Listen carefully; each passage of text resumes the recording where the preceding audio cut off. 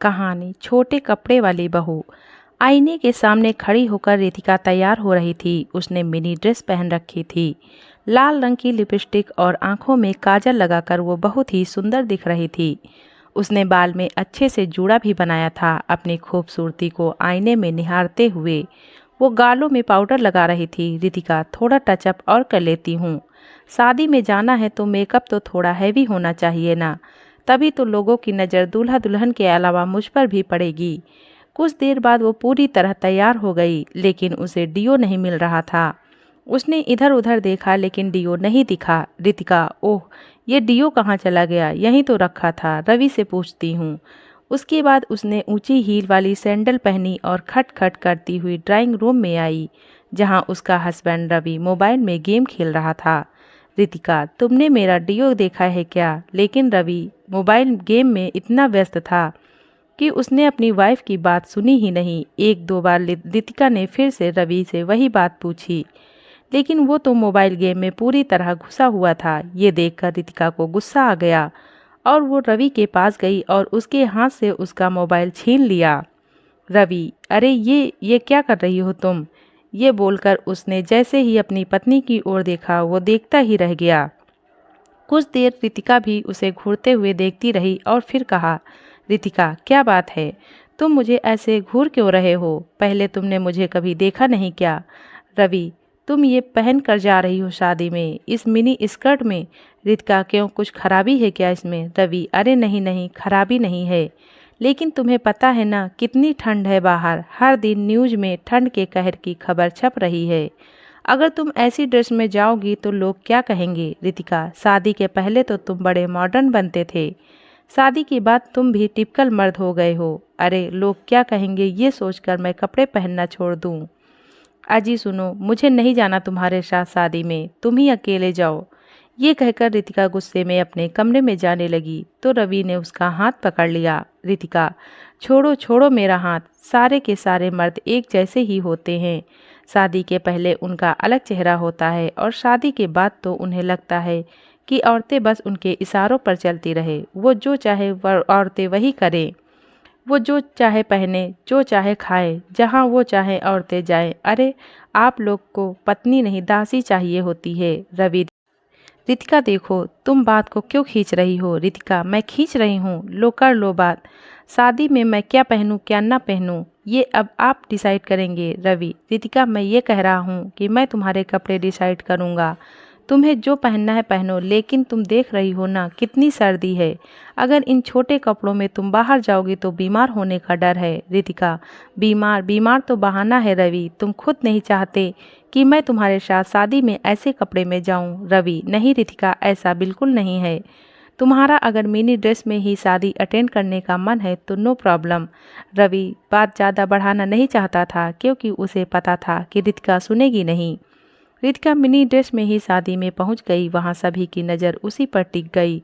सभी उसे घूर घूर कर देख रहे थे। रवि को थोड़ा अजीब महसूस हो रहा था, लेकिन रितिका तो बहुत खुश थी। रितिका, देख रहे हो सभी मुझे कैसे घूर घूर कर देख रहे हैं, लगता है मैं कुछ ज़्यादा ही ब्यूटीफुल लग रही हूँ। और एक तुम थे जिसने घर पर कितनी नौटंकी की इन कपड़ों को लेकर। रवि ने रितिका की बातों का कोई जवाब नहीं दिया। उधर रवि के सामने तो नहीं, लेकिन उसकी पीठ पीछे सभी रितिका के कपड़ों को लेकर बातें बना रहे थे। शर्मा, अरे यार, रवि की वाइफ को क्या हो गया? वर्मा, देख रहे हो कैसी ड्रेस पहन के आई है? वर्मा, अच्छी तो है ड्रेस शर्मा। शर्मा, अरे ड्रेस तो अच्छी है, लेकिन इतनी सर्दी में ऐसी ड्रेस कौन पहनता है भाई? गजब हाल है भाई, गजब हाल है। वर्मा, अरे जिसने ऐसे कपड़े पहने हैं उसे सर्दी नहीं लग रही तो तुम क्यों अपना खून जला रहे हो? चलो अब पेट पूजा का समय हो गया है। सुना है शादी में 5 स्टार होटल के शेफ बुलाए गए हैं। खाना खाते वक्त भी सभी की नज़र रितिका पर ही थी, लेकिन रितिका को लग रहा था कि सभी उसकी खूबसूरती को निहार रहे हैं। रितिका, रवि, सभी लोग मुझे घूर रहे हैं और एक तुम हो कि खाने पर टूट पड़े हो। एक सेल्फी तो ले लो। रवि, हाँ सेल्फी, हाँ हाँ रुको मैं हाथ धोकर आता हूँ। रवि ने हाथ धोकर सेल्फी ली। जैसे जैसे रात बढ़ रही थी, सर्दी और भी ज़्यादा बढ़ रही थी। सभी लोगों ने तो गर्म कपड़े पहन रखे थे तो उन्हें कुछ खास फर्क नहीं पड़ रहा था, लेकिन रितिका की हालत अब थोड़ी खराब हो रही थी। रितिका, रवि बहुत ठंड लग रही है, अब घर चलें। रवि, घर? शादी नहीं देखनी क्या तुम्हें? रितिका, नहीं रवि, इतना पेशेंस नहीं है मुझ में। रवि और रितिका अपनी कार से घर वापस लौट आई। अगले दिन रितिका ने रवि को कांपते हुए जगाया। रितिका, रवि, रवि उठो ना। रवि, क्या हुआ रितिका, तुम इस तरह कांप क्यों रही हो? रवि ने रितिका के सिर पर हाथ रखा तो वो तवे की तरह गर्म था। रवि, रितिका तुम्हें तो तेज बुखार है। रवि ने अपनी बात भी खत्म नहीं की थी कि रितिका ने कहा, रितिका, रवि, उल्टी उल्टी आ रही है मुझे, वॉशरूम ले चलो मुझे। रितिका को लगातार उल्टी तो हो रही थी, उसे दस्त भी लग गए थे। रितिका, रवि बहुत वीकनेस लग रही है, बहुत ही ज़्यादा। ये कहकर रितिका जमीन पर गिर पड़ी। उसे सांस लेने में भी अब दिक्कत हो रही थी। रवि, रितिका क्या हुआ तुम्हें? आंखें खोलो अपनी। रितिका का शरीर ठंडा होता जा रहा था। उसकी हालत देखकर रवि बहुत डर गया और उसी समय उसे अपनी पीठ पर लादकर नीचे ले गया और फिर कार से हॉस्पिटल। डॉक्टरों ने रितिका का चेकअप किया। डॉक्टर, उन्हें इमीडिएट एडमिट करिए, इनकी हालत बिल्कुल ठीक नहीं है। रितिका को आईसीयू में एडमिट किया गया। उसे ऑक्सीजन सपोर्ट पर रखा गया क्योंकि वो ठीक से सांस नहीं ले पा रही थी। पूरी रात वो उसी तरह अस्पताल में रही। अगले दिन, रवि, डॉक्टर साहब, आखिर आप लोग कुछ बोलते क्यों नहीं? अच्छी भली तो थी मेरी बीवी, अचानक से उसे ऑक्सीजन सपोर्ट पर क्यों रखा है आपने? कोई चिंता की बात है क्या? डॉक्टर, हाँ हाँ, चिंता की बात तो है। उनका चेस्ट पूरी तरह से जाम हो गया है, सीवियर निमोनिया हो गया है उन्हें। भयानक ठंड लगी है। हम दवाई से चेस्ट क्लियर करने की कोशिश कर रहे हैं। अगर उससे हो गया तो ठीक, नहीं तो हमें किसी और तरीके से चेस्ट का बलगम निकालना होगा। जब तक चेस्ट क्लियर नहीं होगा वो ठीक से सांस नहीं ले पाएंगी। डॉक्टर की बात को सुनकर रवि का चेहरा पीला पड़ गया। उसे कल रात की सारी बात याद आ गई। रवि मन में, मैंने कितना मना किया था उसे, लेकिन उसने मेरी बात नहीं मानी। ईश्वर, रितिका को ठीक कर दो। पूरी रात रवि रितिका के लिए भगवान से प्रार्थना करता रहा, लेकिन अगले 2 दिन तक रितिका की तबीयत में कोई सुधार नहीं आया।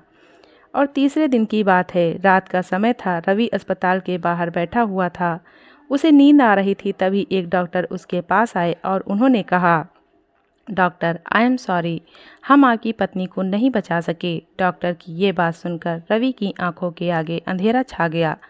वो भागा भागा आईसीयू में गया और वहां जाकर उसकी सांसें थम सी गई।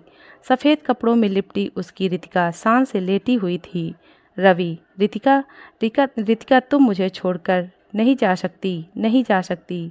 कैसे जीऊँगा मैं तेरे बिना, कैसे? प्लीज़ रितिका, उठ जाओ मेरे खातिर। प्लीज़ प्लीज़ प्लीज़ उठ जाओ। मुझे इस तरह के सफ़र में अकेला छोड़कर मत जाओ। डॉक्टर, आप इस तरह चिल्ला क्यों रहे हैं? रवि, डॉक्टर, मेरी पत्नी मर गई। डॉक्टर, ये आप क्या कह रहे हैं? आपकी पत्नी अब खतरे से बाहर है। यही कहने तो मैं आया हूँ, आप उनसे मिल सकते हैं। रवि को अपने कानों पर विश्वास नहीं हो रहा था। रवि मन में, इसका मतलब वो जो देख रहा था वो सब सपना था। हे भगवान, कितना बुरा सपना था वो भागकर आईसीयू में गया। रितिका अब होश में आ चुकी थी। उसने जैसे ही रवि को देखा वह जोर जोर से रोने लगी। Ritika, I am sorry Ravi, I am sorry, मैंने अपनी गलती के कारण तुम्हें बहुत परेशान किया ना। सॉरी, अब मैं कभी छोटे कपड़े नहीं पहनूंगी। रवि, नहीं रितिका, कपड़ों में बुराई नहीं है, बस हर कपड़े का एक समय होता है। अब स्विमिंग पूल में हम लुंगी पहनकर रहेंगे तो कितने फनी लगेंगे, क्यों, है ना? रवि की बातों को सुनकर रितिका ने उसे मुस्कुराते हुए गले लगा लिया। धन्यवाद।